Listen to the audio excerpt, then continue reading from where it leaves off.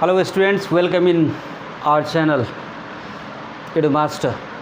Today we are going to start with the life process part 2. In the previous video we had dealt with life process part 1, nutrition in plants. Today we are going to discuss about nutrition in human being. If you want to know more about nutrition in plants, you can have the link in the description box. So through that link you can go to the first video, nutrition in plants. Today we are discussing about nutrition in human being. Nutrition in human being also procure their food and obtain energy for the body.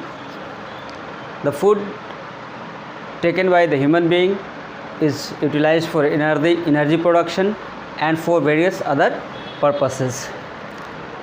In nutrition in human being, first of all we will start with digestive system in human being. For digestive system in human being, the digestive system consists of different parts which you can see in this diagram presented here. Of course, my dear students, the diagram is not so good, but the information which I mentioned here, you have to go through that. The proportion of the different organs of the digestive systems, it is not maintained so properly, so exactly. Diaphragm is here, neck is here, it is a bit not so convincing, but you do not have to pay attention there. You have to pay attention to different organs which belong to digestive system. So the digestive system of human being starts from the organ mouth.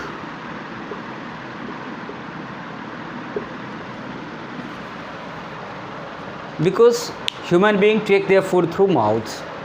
Mouth contains buccal cavity. Inside the mouth, this cavity is called buccal cavity.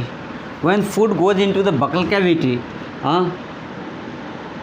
on the jaw there are different sets of teeth. The teeth which are present on the upper jaw and lower jaw, it breaks the food into smaller pieces. And there is a musculosensory organ called tongue. Okay, tongue helps to move the food inside the buccal cavity. When food is broken into smaller pieces, tongue move the food inside the buccal chamber. At the same time, salivary gland, there are three pairs of salivary glands, one here this side, another here this side, the third one just below the tongue, that is called sublingual. Here below in the figure you can mention it here. So from these three pairs of salivary glands, saliva is secreted. Saliva moisten the food, make it slippery, which makes swallowing of food more simple, more easier. But it has got another function also. While we chew the food in the mouth, during the course of chewing, carbohydrate get broken down into simple form by the action of an enzyme called salivary amylase, which contains ptyalin. Ptyalin converts carbohydrate into simple form glucose. That is why sometimes when you chew your food very properly, giving proper time, the taste of food changes inside the mouth. For an example, you take some uncooked rice, it should be well washed, take into the mouth, chew it properly. After chewing some time, you will feel that in the beginning it was not giving any taste, but after chewing it for 1 or 2 minutes, it becomes milky and it starts giving sweet taste. Why it is so? Because some digestion has taken place there, some carbohydrate been converted into simple form, that is simple sugar form, glucose. That is why sweet taste can be felt in the mouth. Now, so here in conclusion, let's wind up this part. Ingestion takes place through mouth. Teeth break food into simple particles. Salivary amylase secreted by salivary gland that makes the food soft, slippery, as well as it also digests some part of the carbohydrate inside the mouth. After that, food is swallowed up. When the food is swallowed up, we exert a pressure at the buccal base. When the pressure is exerted here at the buccal base, from here the pharynx rises up. When the pharynx rises up, the opening of the food tube here, the food tube, that is esophagus, the opening is there for the entrance of food. Now the food will enter into the esophagus. Now what is esophagus? Esophagus is a highly muscular tube which connects mouth to stomach. Actually, esophagus doesn't have any role in digestion. It doesn't digest the food. It doesn't break down the food. It only provides a channel, a pathway for the food to move from the mouth to the stomach. As the food moves from the mouth to the stomach, so how does it happen? Again, another question rises. Because suppose you have swallowed up the food like this. Through the muscular tube, the food from here goes down. If it directly goes down and enter here in the stomach, then it may hurt here. You may feel a jerk, but never we feel so. Isn't it interesting? Yes, it's very interesting, because the food slowly and gradually moves ahead. The food slowly and gradually moves ahead due to the contraction and relaxation in the muscles of the esophagus. Actually, this contraction and relaxation of the esophagus is not a simple contraction and relaxation, because if the simple contraction and relaxation of the esophagus takes place like this, then what happens? The food will remain at its own place and it gets pressed and pressed and pressed, and it will be quite difficult for us. But it is not so. Due to the contraction and relaxation of the esophagus, the food get propelled towards the stomach. But how does it happen? It happens due to a rhythmic contraction and relaxation, because the contraction and relaxation starts from top and goes towards bottom in a wave-like structure, in a particular rhythm like this. So when it contracts and relaxes in a particular rhythm, the food is pushed forward towards the stomach and very easily it reach. When it reach here it finds a gate of sphincter muscle. The sphincter muscle, due to that force, the food is pushed gently into the stomach and the food reaches in this J-shaped bag-like structure, stomach. Now the food is in your stomach. So what would you like to do? Would you like to keep it there itself? Of course not. You need to get it digested. So to get it digested, what is to be done? Yes, let us know about stomach. How does the digestion takes place in a stomach? This J-shaped stomach, it is a bag-like structure. Its inner wall has been lined. Its inner lining contains mucus. It is coated with mucus like this. So when it is coated with mucus, it means the skin, the muscle of the stomach wall is protected from inside by mucus. Why it is so? Because the stomach produces gastric juice. What? Gastric juice. Gastric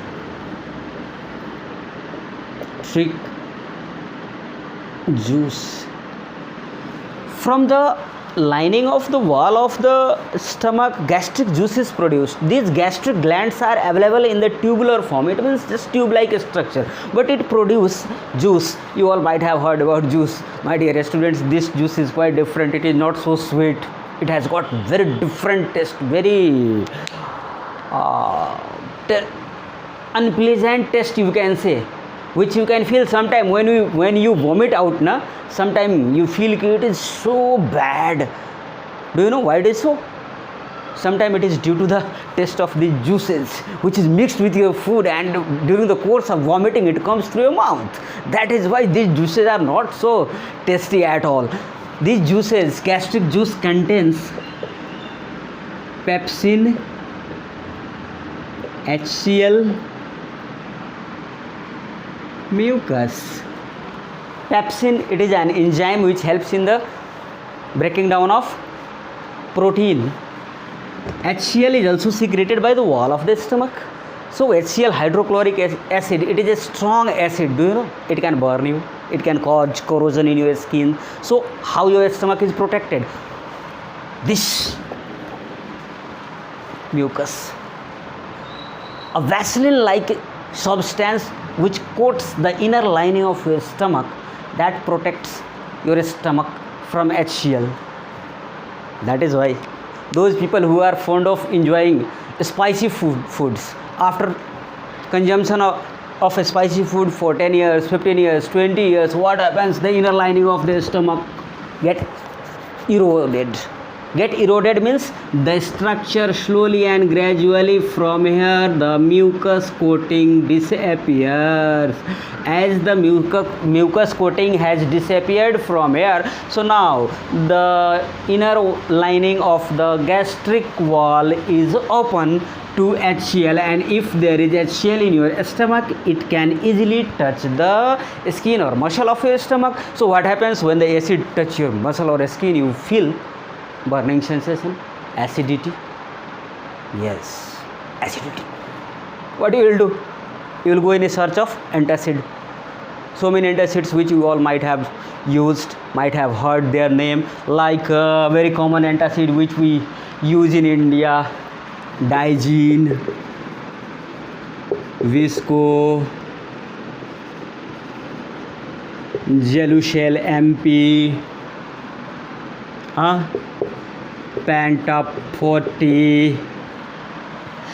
These are the, yes, milk of magnesia. Yes, milk of magnesia you can use. These are, all these medicines are basic in nature. These are bases. So these are solution of bases, mild bases, which can combine, which can react with acid to form salt and water. When salt and water is formed, the acid is utilized. So the case is neutralized. When the case is neutralized, the burning sensation disappears. The burning sensation disappears. You start smiling.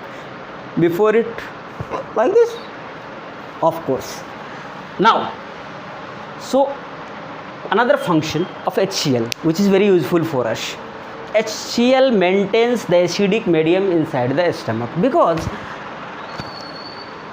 digestion of protein with the action of pepsin takes place in acidic medium. So it has a great role here. This pepsin get activated to break down protein inside the stomach into smaller pieces only when HCl is produced. So my dear students, pepsin acts on proteins to break down into simpler form, not completely simpler form, but smaller pieces. HCl maintains acidic medium. It also kills germs sometimes which comes along with our food. The germs which comes here along with the food, after coming into the contact of HCl, these germs are killed there itself. Yes, so it is somewhat protective in nature. It protects us from invasion of germs in our stomach. So when your food get mixed with HCl, pepsin, mucus and water there, it takes the form of slurry. SLURRY, just like slurry. Slurry means neither very solid nor quite just like water, but semi-solid. It is called chyme. CHYME. That is called chyme. Now that chyme moves from stomach due to peristalsis movement in a stomach. It moves towards small intestine. Hey, this is a small intestine. This part of a small intestine is called duodenum actually. Duodenum, jejunum, ileum. But duodenum, jejunum, ileum, these are the three parts of small intestine which you will be dealt with in class 11th in biology, not here. That's why I am not discussing at all. So simply the food enters into the small intestine. In the small intestine, the digestion of the food finally finishes. So when the food enters into duodenum by the opening of the sphincter muscle of the stomach, it reaches the intestine. So how it will get broken into simpler form, and further it will be converted into simple absorbable form. It will be possible only with the action of certain enzymes. So from where those enzymes come?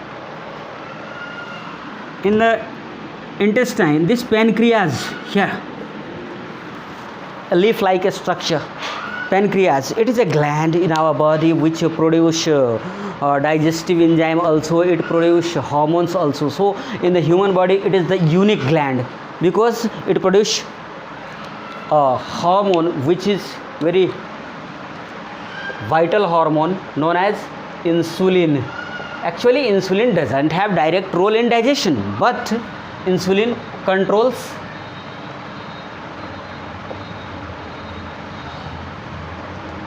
blood sugar. So that is the production of hormone from this gland. Enzymes which is produced from this gland are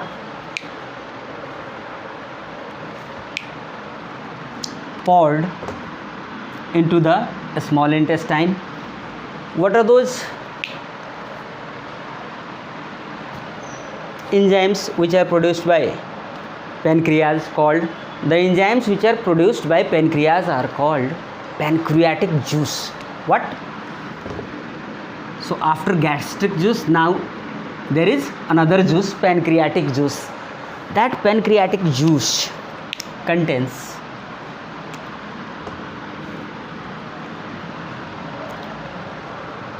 amylase, lipase, trypsin.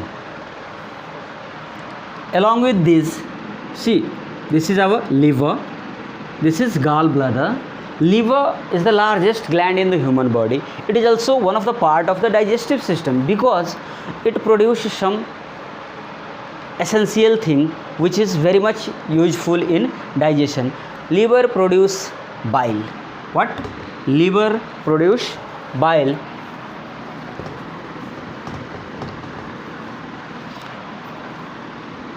Liver produce bile. Bile is stored in gallbladder. From the gallbladder, this tube, thin narrow tube which carry bile from gallbladder to this duct, pancreatic duct, and finally from here that will also come to duodenum, and from the duodenum, of course, it is inside the small intestine. Bile juice actually emulsify fat. It emulsify fat. It means emulsified fat means break fat into smaller pieces or into small globules. So till the fat is not broken into smaller pieces, it cannot be digested, because from digestion point of view, fat is the most complex food. So dear students, whenever you are using fat in your food, do not consume much fat. It has got so many issues, so many adverse impact on our body. That is why we are always advised by our elders, by our parents, by doctors too, that do not consume much fat. And that is not necessary also, because fat is energy giving food. Carbohydrates, yani carbos, they are also energy giving food. So carbohydrates are bulky energy giving food, while fats are concentrated energy giving food. Fat has 3 times energy production rate or energy giving capacity in comparison to carbohydrate. If you consume 300 gram of carbohydrate, that is equal to 100 gram of fat. So my dear students, whatever you are doing, take a very good care while you are taking food. Please do not make fat as the major component of your food. consume fat, but also think that it is very concentrated in energy form. That is why take less fat. New food. When fat is broken down into smaller globules, smaller pieces, then it is acted upon by the enzyme lipase. Lipase break down fat into fatty acid and glycerol. Trypsin break down partially digested protein which has been transferred from stomach to intestine into amino acid. So protein is converted into amino acid by the function of trypsin, and of course amylase. It converts carbohydrate into